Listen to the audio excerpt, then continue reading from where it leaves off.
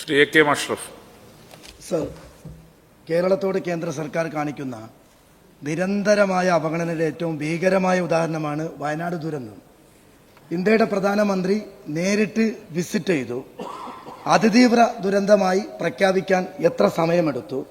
അതോടൊപ്പം ഈ വിഷയത്തിൽ ഇന്ത്യയുടെ പാർലമെന്റിൽ കേരളത്തിന്റെ MP പ്രിയപ്പെട്ട പ്രിയങ്ക ഗാന്ധി അടക്കമുള്ള ആളുകൾ അതിശക്തമായി വയനാട് പാക്കേജിന് വേണ്ടി ഇന്ത്യൻ പാർലമെന്റിൽ ശബ്ദിച്ചതാണ്.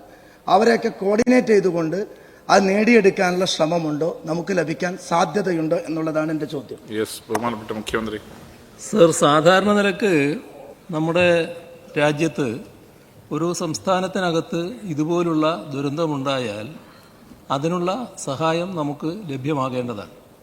അതിന് കാലതാമസം വന്നപ്പോൾ കേരളത്തിൽ നിന്നുള്ള MP-മാരെല്ലാവരും കൂടി കൂട്ടായി അവിടെ കേന്ദ്ര ആഭ്യന്തരമന്ത്രിയെ തന്നെ കണ്ട് നിവേദനം കൊടുത്തു വന്നത് നല്ല കാര്യമാണ്. പക്ഷേ വൈകി എന്നത് വസ്തുതയാണ്.